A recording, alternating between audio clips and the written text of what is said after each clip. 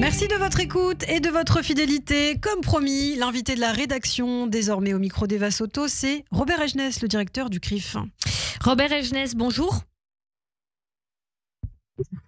Vous êtes directeur exécutif du CRIF, le Conseil représentatif des institutions juives de France. Les débats sur la pertinence de la poursuite de la guerre à Gaza contre le Hamas font rage. Rage parce que ce qui émerge de ces débats, c'est trop souvent des comparaisons. Le philosophe Léo Strauss, en 1953, faisait émerger l'expression « reductio ad Hitlerum » sous forme de locution latine, le procédé rhétorique consistant à disqualifier les arguments d'un adversaire en les associant à Adolf Hitler. Maintenant, on voit ça aussi avec Gaza, c'est Auschwitz, c'est ce qu'on a entendu samedi soir sur France 2 dans la bouche de Thierry Ardisson, qui s'est ensuite excusé auprès de ses amis juifs. Que pensez-vous de ces excuses ? Oui, je vais l'entendre parce que ce sont des excuses. Ceci étant, ça me choque quand même quand il s'excuse auprès de ses amis juifs. Je crois que tout le monde peut être choqué par ce type de propos. Gaza, c'est Auschwitz. Non, Gaza, c'est pas Auschwitz, et il faut inviter qui sont à aller sur place et à se rendre compte de ce qu'était Auschwitz. Ceci étant, l'émotion, on peut la comprendre, l'émotion pour les populations civiles, on peut la comprendre, mais effectivement, les comparaisons et la nazification d'Israël est quelque chose de totalement intolérable. La nazification d'Israël, ça fait pas partie de la définition de l'antisémitisme qui a été adoptée notamment par la France ? L'IRA, la fameuse définition de l'IRA, bien sûr que ça en fait partie, mais c'est aussi quelque chose dont nous avait prévenu Jean Kelevitch en 1967 dans l'Imprescriptible, où il disait l'antisionisme, c'est la manière polie de devenir antisémite. Et si les Israéliens pouvaient devenir des nazis, alors ce serait d'autant plus facile. Donc voilà, c'est un long processus, c'est un processus que l'on voit en marche, qui s'est accéléré depuis le 7 octobre et que l'on combat au quotidien. Convoquer le nazisme, c'est devenu monnaie courante dans le débat public, pas d'ailleurs que sur les questions qui concernent Israël, mais aussi sur d'autres questions, pour disqualifier un adversaire politique, quelqu'un avec qui on n'est pas d'accord. Comment vivez-vous cette façon massive qu'a de se déployer ce type d'argumentaire ?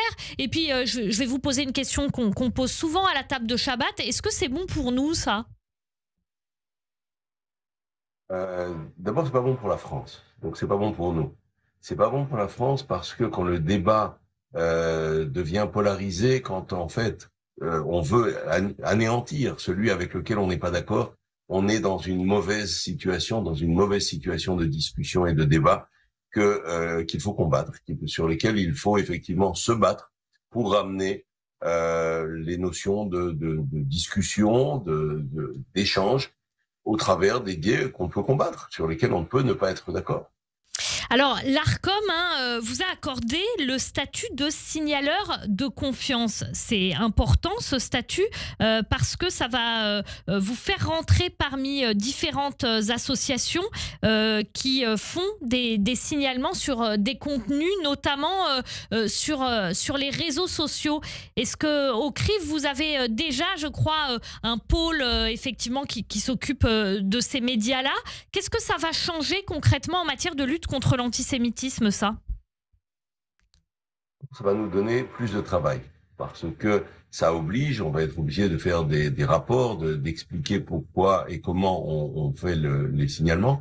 C'est le résultat aussi de 10 années de travail acharné de nos équipes du pôle digital du CRIF, parce que des signalements, on en fait au quotidien et par dizaines auprès des plateformes, auprès de Pharos, qui est la plateforme de la police et de la gendarmerie qui permet de judiciariser des plaintes contre des propos antisémites et racistes de manière générale, des propos de haine.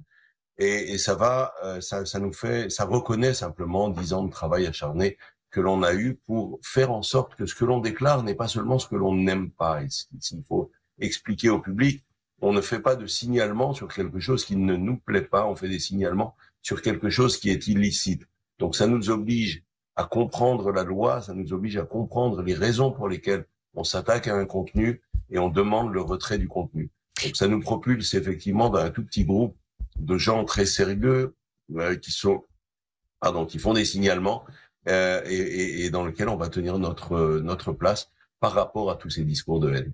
On signale du contenu illicite, dites-vous. D'après vous, est-ce que ce qu'a dit Thierry Ardisson samedi soir sur France 2, Gaza c'est Auschwitz, c'est illicite? Non, là on est dans l'opinion, on peut ne pas être d'accord, mais ça ne contrevient pas à la loi. Dire que la Shoah n'a pas existé, c'est illicite. Faire une comparaison, ça ne l'est pas. Alors on peut ne pas être content, j'en conviens, et on peut le combattre. Et vous avez vu les différents posts que l'on a postés sur sa sortie. Et il faut insister aussi, au-delà de ce qu'a dit Thierry Ardisson, ce qu'a dit le docteur Pitti avant était beaucoup plus grave, où il donne sa propre interprétation, ses propres chiffres sur ce qui se passe à Gaza, et où il attise la haine. En quoi est-ce qu'il attise la haine, justement? En quoi? En cela qu'il donne des données de terrain qui sont non avérées, ce qui n'est pas étonnant, puisqu'il considère le ministre entre guillemets du Hamas comme quelqu'un d'extraordinaire et d'admirable, c'est ses mots.